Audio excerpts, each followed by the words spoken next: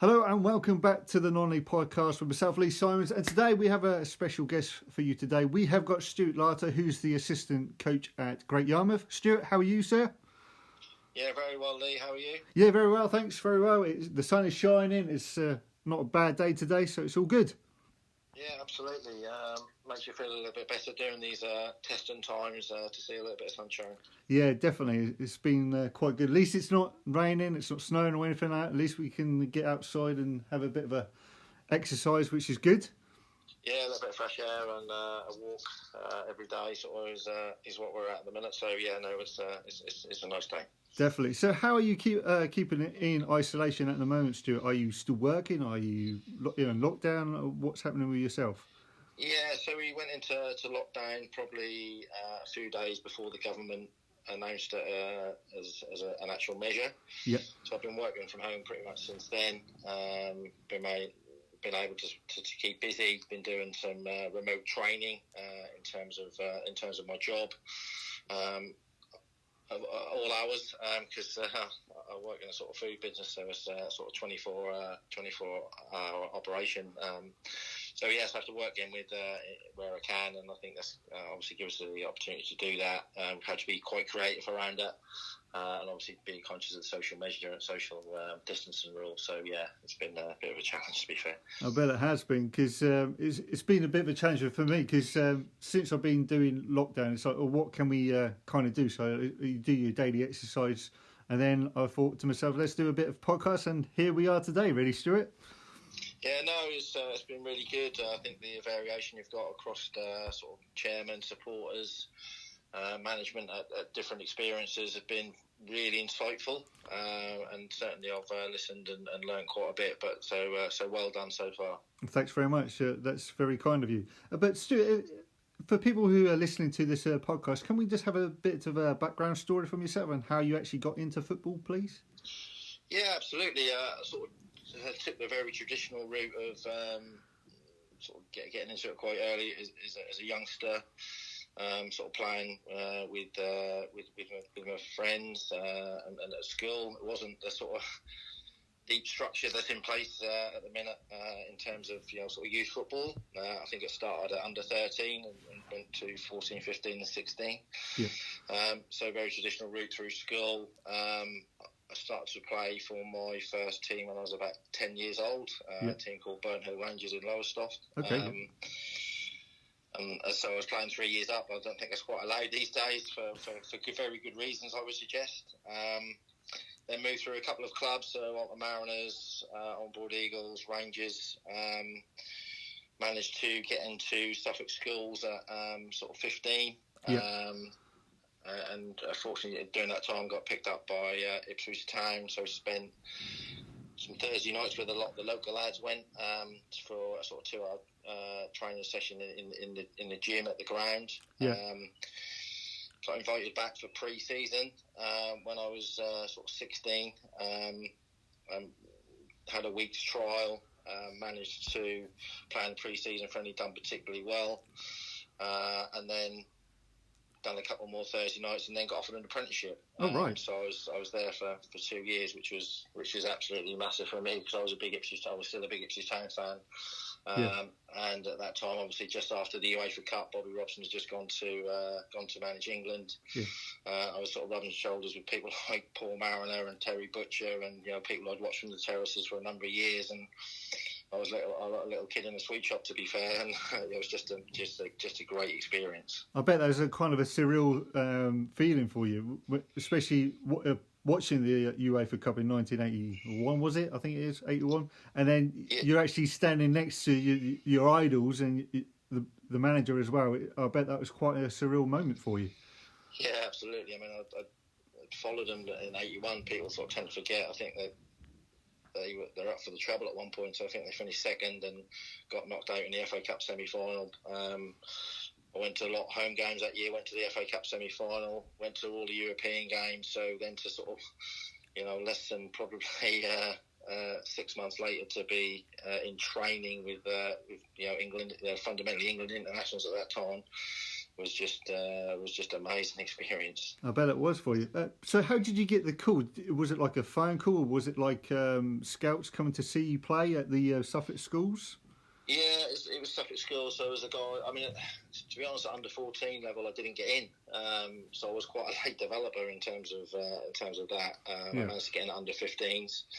And a guy called Ron Gray, who was the chief scout at Ipswich at the time, said, "Look, we like what you see, still quite raw as I was at that stage. There wasn't the level of coaching or there is these days, or the qualifications that were going around. So that was my really first experience of sort of top level coaching. And so so I went down on Thursday nights, and so I was lucky enough to get back for a week and played in the game, done well, and got offered an apprenticeship. So it all sort of kicked off from a Suffolk schools game, really. So through under 15s, under 19s, and wow. Again, sort of playing 2 or 3 years up. So I was fortunate to, I guess, have a little bit of talent that allowed me to sort of play a year or 2 years up, and that certainly was a massive experience and certainly good for character building. I bet that was, especially, like I say, rubbing shoulders with those stars. I bet that was a bit of a character building for you and for the rest of your teammates as well. Yeah, absolutely. A very different environment. The game has moved on massively since those days. Yeah. In my opinion, some really good moves and some maybe not so good. But I think, as you say, just to be in that environment with the quality and the mindset of those players. Unfortunately, at that time that side was sort of getting broken up a little bit. Yeah. So a lot of people moved on into sort of bigger clubs. I think Paul Mariner went to Arsenal and John Walk went to Liverpool. Yeah. And a few of those players moved on. So it was quite in terms of the playing side, it was quite a time for the club, to be fair. But I had a great experience in the youth team. I played against some really good players. Teddy Sheringham being one. Wow. When he was at Millwall at a young age. So. Just that whole experience is something you look back on with, certainly with great memories and certainly with great pride as well. Yeah, I bet that was. But what was your position on the pitch then, when you were at Ipswich Town then? I was a bit of a utility, to be honestly. I started off. I went in at centre half, centre back. Because I was from Lowestoft, I was sort of called out as a sort of next butcher, which I think was was quite a big tag to carry around for a while. Yeah. And if I'm honest, I didn't really enjoy playing in that position. I always saw myself as a bit of a left back, and I went in the October and sort of going from sort of school and training, once a week, twice a week, to go into a full-time environment. Yeah. It took me a long while to catch up physically. Yeah. So I did struggle in that first season from a fitness point of view, and training 5 days a week and then trying to play on the Saturday was quite difficult. Yeah. And second year I didn't really have any time off. I got myself really, really fit. Moved across to left back. Yeah. And I was flying at the start of the season. Then got moved back to centre half, and then got moved into midfield a little bit as well. So. Those sort of 3 areas from my position through the sort of 2 years I was at Ipswich. Wow, that sounds incredible. That's what we kind of need, like the utility players. Really, sometimes it's quite nice. You being at centre back, left back, and then you had to go into midfield for those 2 years. I bet that was quite a bit of a turnaround for you, wasn't it? Yeah, I mean, anyone will tell you, I've not played many games in midfield. I've played a few, but certainly space is you have to earn space and earn time on the ball in midfield, and it certainly helped me when I dropped back into a sort of defensive position. That you appreciate that time on the ball a lot more, and appreciate the people in front of you a little bit more as well. And the size I've managed, I've always tried to have players playing more in one position for cover, because you've not got the depth of squad locally as you have professionally, and you need that versatility and then sort of utility players to fill in a number of positions. Yeah, I bet you have to, especially when, as you say, you haven't got that many players for playing in the non-league side, and of course, as you say, with the professional league, you can have like 30 plus players, can't you? Really? Yeah, absolutely. You see some players who come at the end of their career and they've only played a handful of games. but in non-league, if you can get away with a squad of sort of 16, 17 by having some versatility and some utility players, and it certainly goes a long way to being consistent. I would suggest. So yeah, after the 2 years spell at Ipswich Town, whereabouts did you have to go after that? Then what happened there? So I sort of signed a pro deal, I think about 4 or 5 months towards the end of the season. But unfortunately, at the end of that season, got released. I actually went up to Crewe Alexander for a trial, and the reason I went was Dario Gradi was the manager, and they had a massive reputation at that time of taking players who'd not quite made it at other clubs and developing them and moving them on to bigger clubs. So that was a massive a big opportunity. I did really well in the trial, but didn't hear anything. It was probably my best game I'd had for 2 years, and I didn't hear anything, which is a bit strange, but hey ho, it is that way. And then I went to Colchester. Yeah. Spent quite a lot of time there. So Mike Walker was the reserve manager at the time. Who obviously went on to manage Norwich and Everton. Yeah. So I kicked around in the reserves at that time. Wasn't on a contract, so was literally playing as a sort of semi-professional, but in a professional environment. Yeah. Quite clearly couldn't carry that on in terms of financially. So I moved back to Lowestoft and signed for Paul Chick and Donny Pye at Lowestoft. Oh wow! So how was that at Lowestoft then? Yeah, it was really good. I mean, it was they had some really good players. Dougie Evans, Alan Arbers, Phil Lithgow, Nicky Twice, some players who were certainly very experienced at that level. And again, going into that environment was quite tough at 18, 18 and a half. So certainly grew up very quickly, learned a lot. Mickey Chapman was playing at the time, and with Mick Money up front, and it was a good side. We got to the Suffolk Premier Cup final a couple of times, didn't quite get over the line. Unfortunately, we had to go through more local players. I think the club fell on slightly hard times financially. Yeah. A lot of the players moved on. I think a lot of players moved to Bury Town, who were in the Southern League at the time. Yeah. And it was more of a local outlook. And we struggled a little bit. And Paul and Donny left the club, and I was particularly disappointed about that because they sort of invested a lot of time and energy into me. Yeah. So there was a few. Dave Morrow came in, Marty Hubble did it for a little while, and I spent about 4 years there. Oh wow! And then come at the end of one season, I think we finished mid-table. It's been a bit of a struggle, to be fair, and I just felt that it was time to move on. I played about 160 games, I think 170 games. Oh wow! I wanted to try and be successful, and I moved to Wroxham, who just literally come up from Thurlow Nunn Division 1. I think that was the first year of that. They went Anglicom, won that. Went I can't remember exactly who it was at that time, but it's become Thurlow Nunn now, and that was their first league in the Premier League. So I had a meeting with Bruce Cunningham and Tony Dickinson at the Eels Foot in the country, and with Marty Hubble, and decided that we were going to move across and take a punt. So it was, and then after the first 2 seasons, it was just trophy after trophy after trophy. Really, just a massively successful 10 years, which will probably do well to be replicated any time soon. To be fair.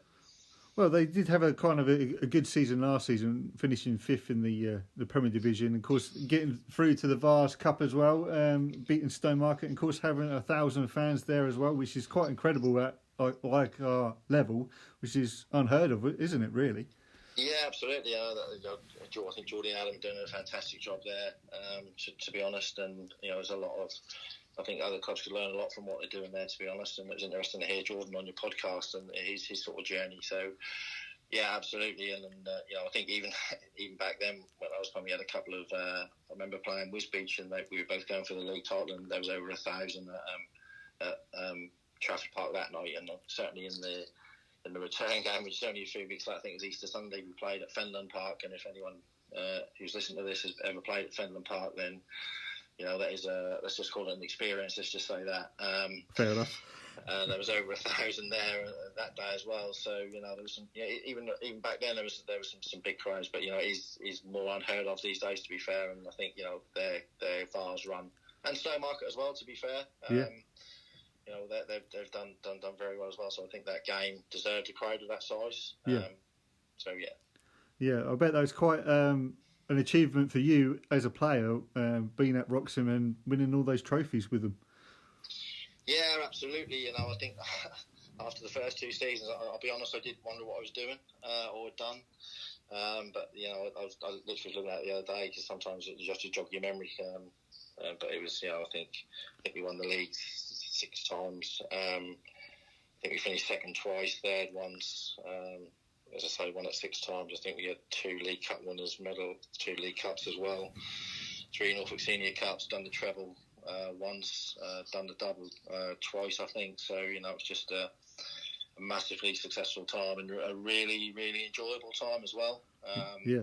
Some fantastic players in that side, I have to say, and it was just a pleasure to play with some of those guys.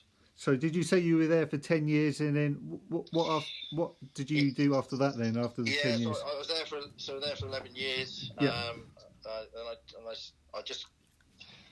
I was more of not a bit part player, but I wasn't playing as regularly as I wanted to, and I was at an age where I needed to play. Yeah. I was struggling to play twice a week. I was struggling with my back a little bit, so I decided to step down and play for Kirkley at the time. Yeah. They just won the Anglian Comp for the first time, and went to play under a guy called Nick Shorten and Paul Graham. Mitch Rumsey was the coach, and again just had 2 years of just 5 trophies in 2 years. It was just a massively successful time again. So I had 2 years there and decided to hang the boots up, as they say. Okay, so after those 2 years, did you decide to just retire after that? Did you think that you wanted to carry on, or did you want to go back into football after that? What was your decision after that? Yeah, I always said I'd finish at 35. I was sort of true to my word. And I've never really gone back and played vets football or anything like that. I had a massively successful career and enjoyed every minute of it. Yeah. And at that point, I felt that I've enjoyed my time playing. I think it's about time I gave something back. Yeah. So I'd done some, took my coaching badges, and then went to set up a youth side under 12 level. And manage that through to under 16 level. Yeah. Again, just to give something back to the game, really, at that particular point. And at the end of that, I moved into management. Okay, so what team was that, from the under 12s to the under 16s? It was we rekindled a side called Alton Mariners in Lowestoft, so that was that side. We then got a couple of other sides at different age groups as well. Yeah. But nothing of the level of some of the big youth clubs, if you like, that are around. So we sort of dabbled a bit, I would suggest, in terms of trying to get that right, and just tried to make players good people as well. They play football and we see them twice a week, but we're just trying to make them good people as well and be sort of courteous and have good manners as well, really. A lot of those lads did, to be fair. Well, that's the main thing, isn't it, for under 12s to under 16s, because that's what you want, really, in football. You just want to have people with good attitudes, good, positive, and show, thankful for playing football in the right way. Yeah, absolutely. There's life skills you're trying to teach them as well. Just to simple please and thank you, and people who someone's even at that level, someone's got to put the goals up. Well, I was very fortunate to have a guy called Andy Bullard who helped me, and he literally used to come up the pitch. We used to put the goals up beforehand. Yeah. Wash the kit. All those things you have to do. There's hundreds of people out there, and I think some of them at grassroots level, some of them take for granted a little bit, but I understand what they have to go through on a Sunday morning. And it's sometimes a thankless task, but also at the same time a massively enjoyable task as well. Yeah. There's massive highs and massive lows, and sometimes you wonder why you're doing it, but the pleasure you get out of that, in some respects, and seeing people and players develop is huge, really. I bet it is, especially on that level anyway, especially grassroots. You know, you want those volunteers to help out. You need these people in the community to help each other, really, don't you?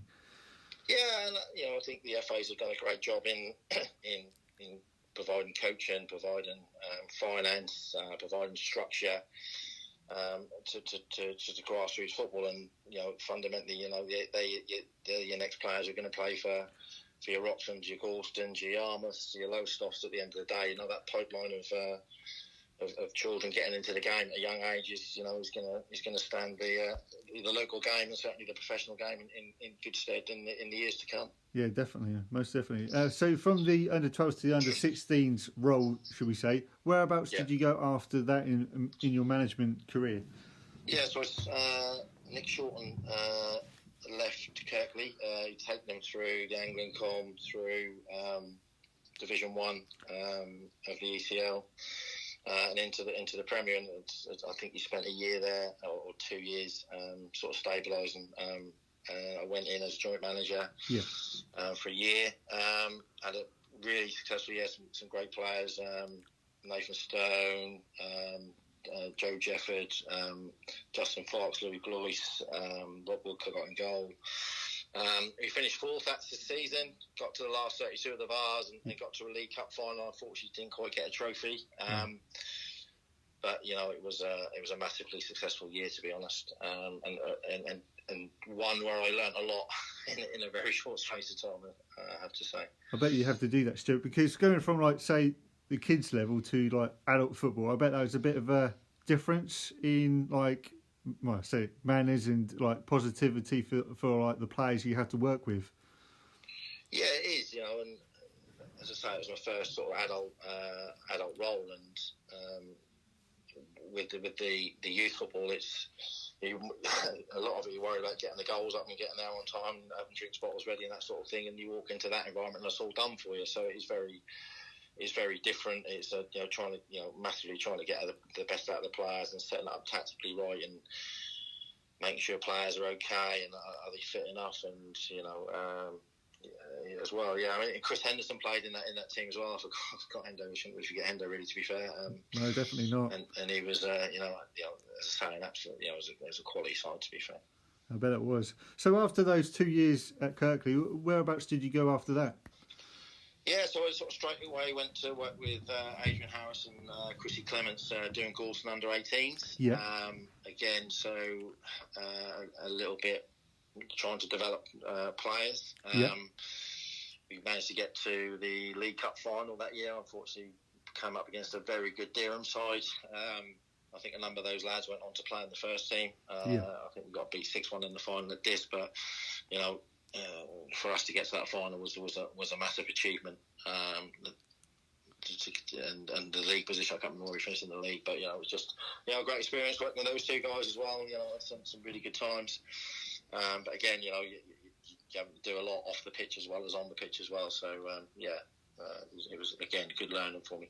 Yeah, I bet it was, especially with I bet you had new rules and regulations to prepare for the games, didn't you? Really, especially with Gorston under-18s, and of course the first team and the reserves as well.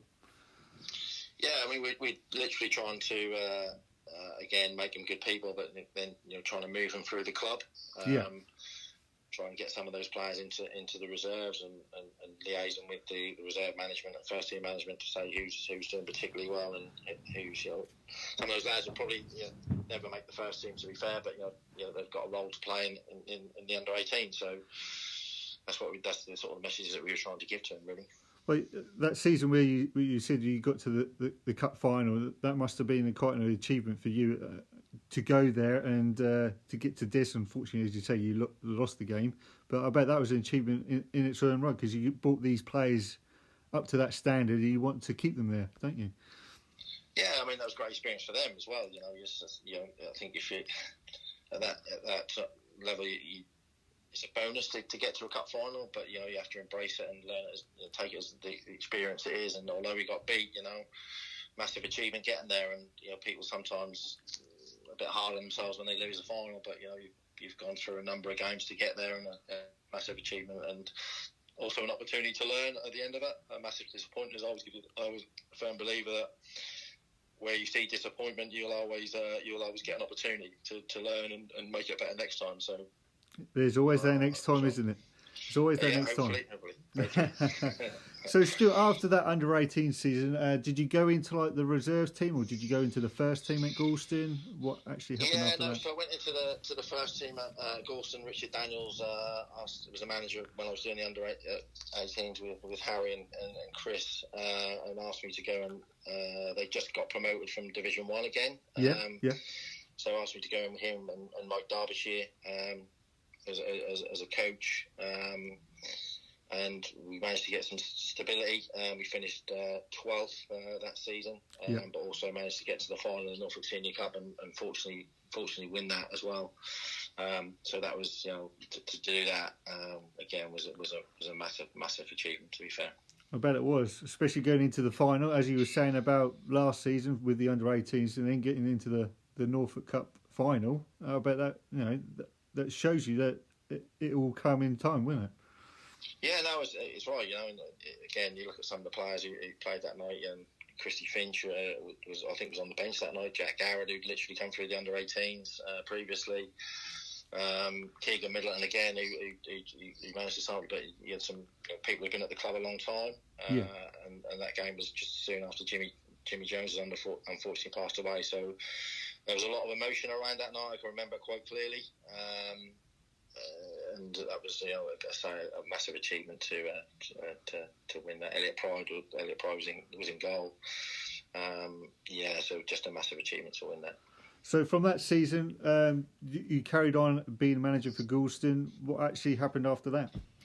Yeah, so sort of partway through the next season, Richard Daniels decided to move upstairs as director of football, and then subsequently sort of moved back into management with this. So I was sort of left at the helm, if you like. I brought in a guy called Kevin Cook, who had done some really good things with Lowestoft Reserves. John Mann was the goalkeeping coach, and we managed that season to finish third to Dereham. Dereham and Wisbech were sort of neck and neck for a while. We probably timed our run just a little bit too late. But again, we had some good players. Andy Halk came in, was superb at centre half. A young lad called Josh Arms came in, done exceptionally well. We got David Hinton in from Wroxham. He was a bit part player at Wroxham. Came to us as a wide player. Ended up playing in the middle of the park, and it's you look where he is at Dereham now, and what a massive part of that cog he is. Definitely. Is it's something I look back with quite a lot of pride. To be fair, Christy Finch then was much more of a regular and contributed about 30 goals. People like Bradley Huff, who was just a really really good player, and it was a really deep squad that we had there. I think we ended up with the best goal difference. Yeah, that's good. Over that time, and to finish third was a massive achievement. Yeah, so from going from the 12th to finishing in the final the previous season and then finishing third, that's kind of a successful season, wasn't it? Really? Yeah, no, I think it certainly sort of turned the corner, and I thought we had some belief that we could actually go and do something if we could get together. I can remember the team spirit being absolutely fantastic, but unfortunately, when you've had a good season, there's a lot of other people who come knocking on your door for your players, and you have to work exceptionally hard to try and keep that. So, and we of course were never going to be the best financially in that position. So you have to do other things, and I don't think we lost too many people. I think we maybe lost one, just based on the team spirit, and really wanted to push on for the next season. Really, that's all you want, isn't it? It's all about the team spirit, team bond, and everything else, isn't it? You just don't want that, the bad omens to come along and say, to be there. You just want them to have a positive mindset, don't you? Yeah, absolutely, and that's all we can ask, and we can get a long way with team spirit, and certainly we had that in abundance. To be fair, and I look back on those, very fondly on those times. No, definitely. So, what happened after that season when you finished third?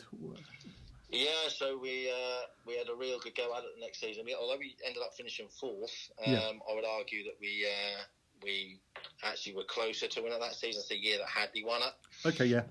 We ended up finishing fourth, but we had a game in hand. It was a Tuesday night at Stanway, and if we'd have won that, there'd have been, I think, 4 teams going into the last game of the season on exactly the same points. Oh wow! So, we ended up down a goal behind. We equalised 1-1, and then we lost a player, got sent off unfortunately quite early on. But Chris Sanford managed to score literally 2 minutes from time. To put us 2-1 up, and I generally thought we were going to go in the last game of the season on level points, but unfortunately we got pegged back, and there was quite a bit of injury time. We ended up losing the game 4-2, and really that was our chances had gone at that particular point. We went to Brantham on the Saturday and lost. We drew 0-0.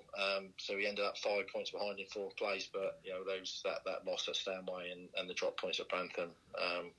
We'd have put us in a great position. Well, we wouldn't have won it. We'd lost on goal difference, but we'd have finished on level points with Hadley. So it was a really good. It was a fantastic season in terms of that league at that particular time, because it was it was so tight. Yeah, I bet it is, because for last season just gone, Stanway Rovers have been like a tough team. They're really tough to beat, especially at home, aren't they? Yeah, that is a really difficult place to go, and I went there a few times as a player and certainly as a manager, and that's quite a tough place to go. They went to a 16 and have come back to the third and none. So yeah. I think they've added to that. I think they've done, certainly with the players that they've got, and I think their philosophy. I'm not involved, obviously, but I can see from the outside they're trying to blood some young players as well. So I think they're trying to get that balance right as well. Yeah, definitely. So from finishing 4th in that season, where did you go after that from there? Yeah, we actually won the Senior Cup that season as well. So, oh wow! Funnily enough, we beat Wroxham in the final. Wroxham had sort of come knocking at the door at the end of the season when we finished there. So not only were the players sort of being asked to move on, I had a conversation with Wroxham at that time about taking the manager's job. Oh right! I turned it down because, and not many people know this, that I turned it down because I wanted to give. I felt like Goulston deserved a chance to have a go at the title that season. I felt some loyalty to the club and the players at that particular time. So at that point, I turned it down. I did have 2 conversations with them. Yeah. I was close to taking it because I'd obviously played for them for 11 years. And it was a massive attraction. But after we beat Wroxham in the Senior Cup final, the management changed at Wroxham, and I was asked to go in. They'd finished. They just got a FA reprieve. I think that actually happened on the night of the Senior Cup final. Oh right. And over the sort of subsequent weeks, I moved up to step 4 and took on the Wroxham job. Oh right! Wow. Really good. So from that, where did you go? So was that a bit of a good experience for there? Yeah, I mean, it's step 4. So again, it was it was a massive challenge. Geographically, we're not best suited for that. No. So it was that was a consideration. I was fortunate enough to take the majority of the squad from Goulston at the time. I was sort of fairly heavily criticised for that. The truth is, and this is the truth, that half of those players were at the door anyway because the club had sort of turned down the opportunity to maybe Goulston to go into the Ryman League, and I totally understood that. Finances, etc. Yeah. Was the main. I totally respected that decision. So that wasn't a particular problem, but some of the players had certainly decided to move on. So I was lucky to take the majority of them with me. So I was massively proud of the loyalty that they showed me to move with me to Wroxham. And we had a massive season. I brought Danny White in. Danny was only played for me with a season, but was outstanding that season, to be fair, and in terms of his attitude and what he brought to go over him and David Hint in the middle of the park were just awesome. And we had two wide men in Remy Gordon and Jack Goward and Jamie Forshaw at the time as well. that we just hurt ourselves all over the place, and Christie and Nathan up front, we were sort of scoring for fun really. And I think Finchy got another 30 goals. Remy Gordon got 20, and we were really, for a long time we were sitting in third place. So you can imagine being from getting a reprieve to sitting in third place. Everyone was getting a bit excited about getting promotion to the Ryman Premier at the time. And unfortunately, I think the last 10 games we only lost 2. We only won 2 as well, and the 6 draws really cost us. We ended up finishing 8th, just outside the playoffs. But I think that was probably it was a really good season, but also tinged with some disappointment as well that we didn't make the playoffs. Yeah. So but we managed to win the Senior Cup again. We played Dereham in the final, and anyone who was there that night, I think it was an absolutely fantastic game. And Dereham were a really strong side as well. People like Ryan Hawkins and Ollie Willis, Luke Tuttle. It was just a great game to be involved. I think they'd finished 7th that year as well, so 7th against 8th from the Ryman League, and we ended up winning 3-2 after extra time, and it was just a great final to be involved in as well. So that was a really that was probably the pinnacle at the moment of my sort of managerial career in terms of achievements, which moved that side from an FA reprieve into competing in the playoffs in one season was a massive change, really. Definitely, especially when you had that loyalty with your Galston players as well, when they wanted to come and actually play for you. But they're probably not more for the club; it's probably for you as the manager. They wanted to help you and to get achieve what you wanted to have. Yeah, absolutely, and obviously, having spent 11 years there as a player and been successful, to go back there with a group of players who were committed to hopefully part of the reason they went was to play for myself, but to go back and manage that club after the playing career I had there was really a privilege and an honour to be able to do that, and to win a trophy as a manager for Wroxham was, because that club will always be very dear to me and very dear to my heart, because the number of games I played and being able to manage them as well is something I'll always treasure. Definitely, I bet I will be. So from Wroxham, from winning the Norfolk Cup final, whereabouts did you go after? Did you want to stay on at Wroxham, or did you want to move on? I stayed on. Unfortunately, as happens, even probably more so at that level, we lost Remy Gordon to St Neots, step 3. Yeah. That was 21 goals that had gone. Christy Finch went to Leiston. That's 51 goals gone. I think we scored 90 that season, so half the goals that had gone. We had to do a bit of rebuilding for sure, and it wasn't anywhere near as successful as the previous season. Actually, we were struggling a little bit. I left in the January. I just recently sort of changed jobs, and it was quite a tough time in terms of I had a really sort of quite a stressful job, and then travelling to London was quite difficult, and we lost to Kings Lynn reserves in the quarter-final of the Senior Cup in the January, and I just couldn't. I'd been doing, as you can sort of tell, I've been doing it for a number of years, and I literally just probably burned myself out a little bit, and I weren't seeing the things as clearly as I saw them before, and it was a good time to step back and take a break, to be fair. So did you take did you take a break from football after that? So because of all the travelling and everything else which was going on, especially when you're especially with work, you need to be financial stable, don't you? Really, because you want to work and then see what happened after that. Yeah, absolutely. I always say to the players that it's your family first, work second, and football is third, and that's I've always said that in that particular order. Yeah. I took probably 18 months out, just to recharge those batteries and just sort of chill out a little bit. To be fair, because it can become quite intense. Unfortunately, I have a conversation with a guy called George Millington. George wanted me to go and help him at Waveney. And which I have to say is a fantastically run football club. From the youth section all the way through to the adult section is is a really well-run club.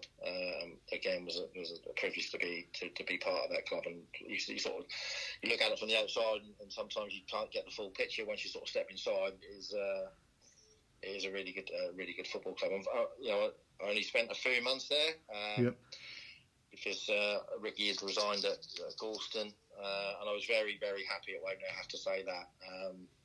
And Alan Gordon, the chairman, who'd been the chairman in my first stint, and we had a massively good relationship. He came knocking on it and said, "Look, would you come back?"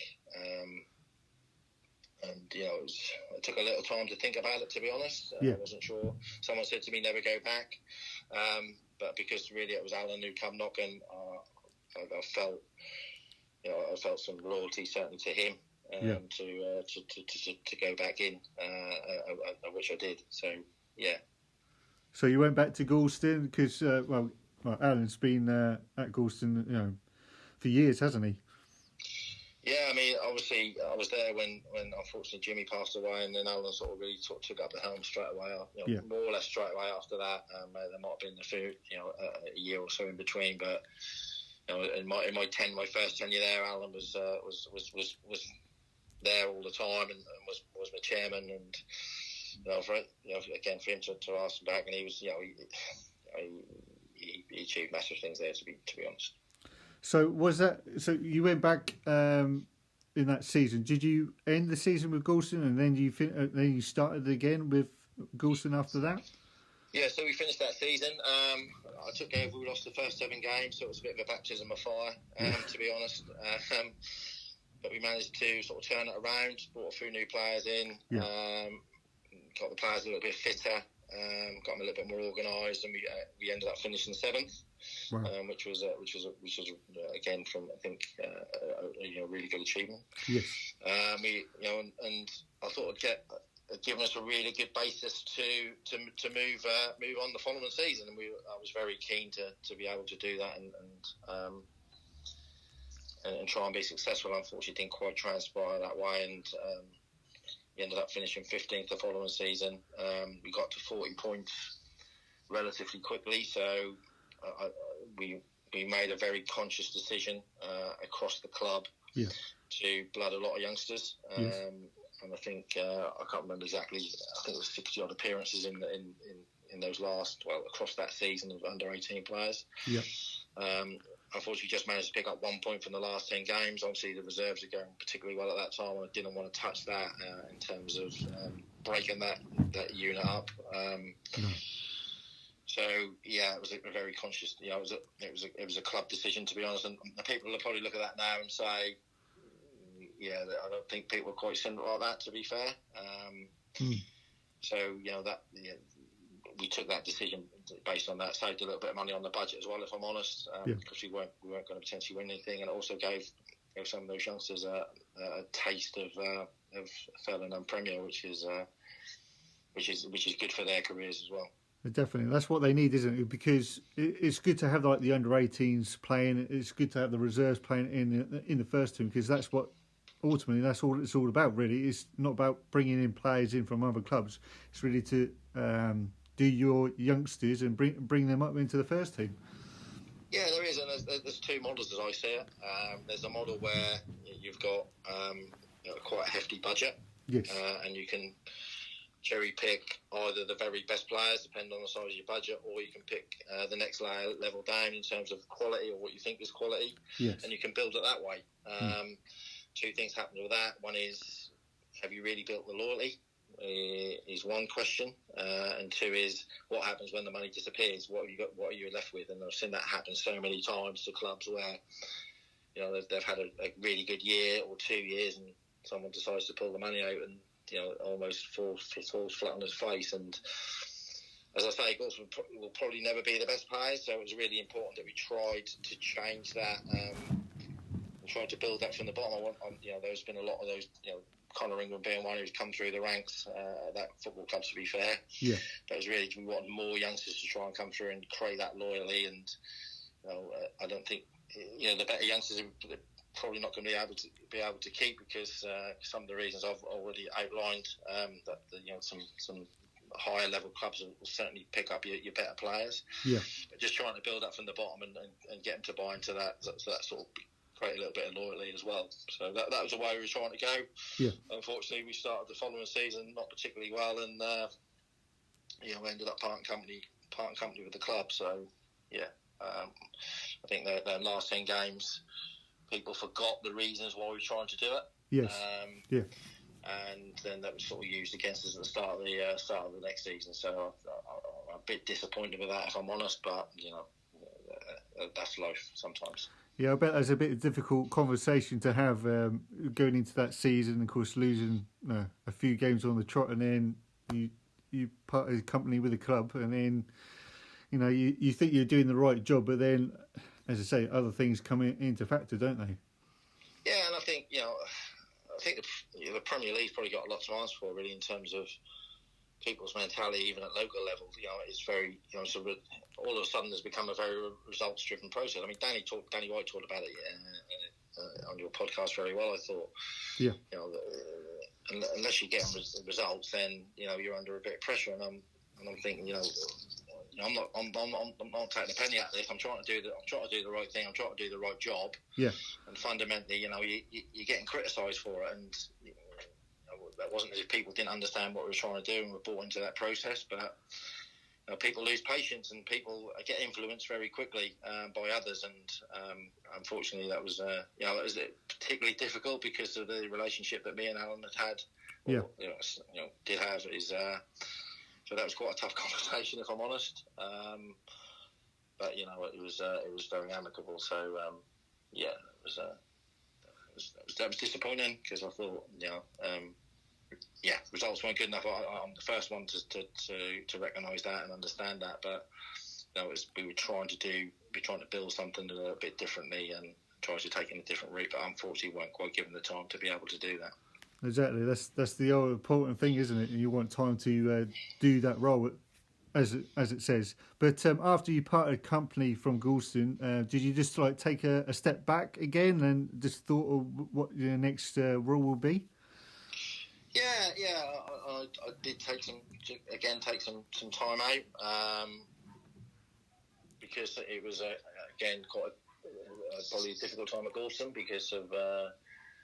What we were trying to do, so it did take a lot of energy and a lot of time. So I did just take some time out, and I did start to miss it, if I'm honest. And then I saw the Yarmouth advert, and thought, well, okay, let's have a conversation here. I'm not sure. I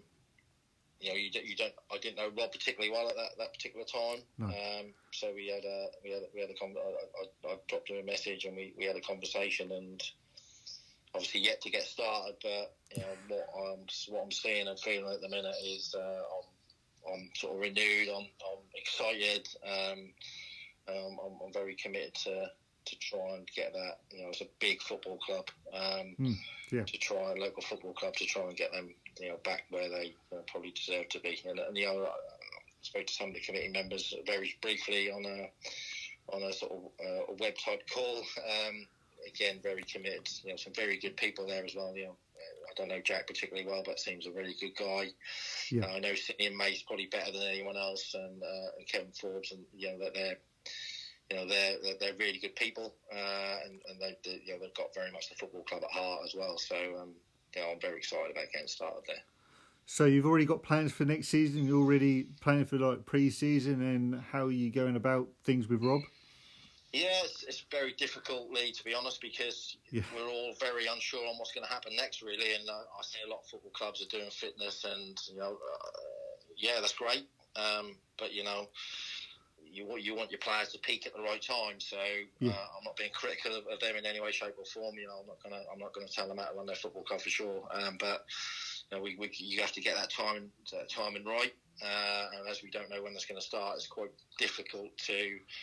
You can plan it, of course you can, but when you're going to implement that plan is more difficult. So the lads are trying to keep themselves fit, because the reality is that we just finished last season. Yeah, that's definitely. The reality. Yeah. That is. I know it was finished earlier, but the reality in terms of time, last season just really finished. So we've done some really good work. Certainly, Rob has with the structure and the values of what we're trying to do, and everyone throughout the management team has bought into that, which is really good, and it's something that I've not really been seen to that level of detail before, and again that excites me. So we've got the plans, if you like. When we get to implement, there's going to be another question. We had a bit of a quiz night last night. Jordan Attree was quiz master, just to keep to see some sort of faces and have a bit of a giggle was really good. So as I say, I'm not sure when you get to implement the plans. So who won then? It wasn't me. I think Finn Goodwin White won. I think it was only 43 points available, but he managed to get 45. So I'm not too sure how he managed that. But I didn't finish last, so that was a good thing. I think Tom Hunter's due to do 50 burpees today, and has to post on the WhatsApp group. So I'm looking forward to that coming through when he's done that. Excellent. You have to post it up so we can all see it. Yeah. But one other thing, Stuart, since I've been watching non-league football since 2017, because I didn't really know much about the non-league side of it, because for me, I'm an Ipswich Town fan, and I've been going to the games, but recently I haven't been going because of like work commitments and everything else. Of course, Thetford Town is like a 5 minutes walk for me anyway, so I thought I'd go down and speak to them and look what I saw, and then all of a sudden I started to do like highlights on like my phone and then post it up on social media. And of course now it's kind of took off for me because I'm getting about between 4,000 to 5,000 views on this 10-second video. It's quite remarkable, really, for people to see it. Do you think it's a good thing that people are actually seeing it? I do, and I think in terms of spreading the non-league word is absolutely critical to that. And I think the exposure with technology and people like yourself getting it out there is really good. I think Danny touched on it yesterday, and the fact that you can catch up with a club. So if you draw a club in the Vase or the FA Cup, very quickly you can either see what players they've signed or have left through social media feeds, and certainly you can probably get a few clips of their game, so you get a little bit of an idea of how they're going to set up tactically. So from a manager point of view, that can be quite tricky, but also good as well, because you're getting some information on the opposition, as long as there's not too many clips of your own team on there that gives the opposition manager something to look at. So I do think overall, on balance, that is a really good thing. And I noticed that some of the sort of Step 5 clubs have started to get their own sort of TV channels now, and that whole social media podcast thing is growing well. I think as I said to you earlier, I think you can take bits from everybody. You can certainly every day's a school day. You're never too young to learn. I can certainly take bits from what Jordan Southgate said, and certainly from what Danny White said, and others who've been on your Muzzy as well in terms of podcast, and their journey in local football has been it's been different. Everyone's story is different. But you can certainly take little pieces off everyone and try and become better. Yeah, definitely. It's like when I go to these clubs like, say, Great Yarmouth, Wroxham, Thetford Town. It feels to me that it's like a family. It's more of a community style game. And of course, when you see the kids like going to the games, they've actually got the replica shirts on, which is quite incredible, really. Yeah, absolutely. And I think as I say, when I run a youth team, I was always trying to generate that next level of player.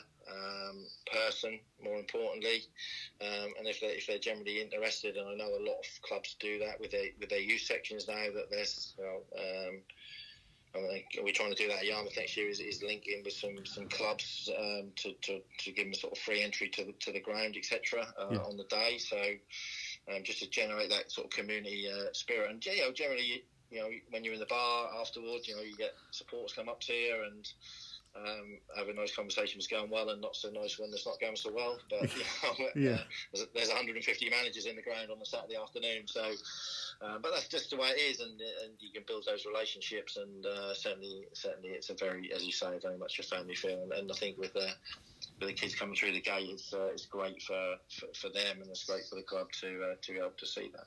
Definitely.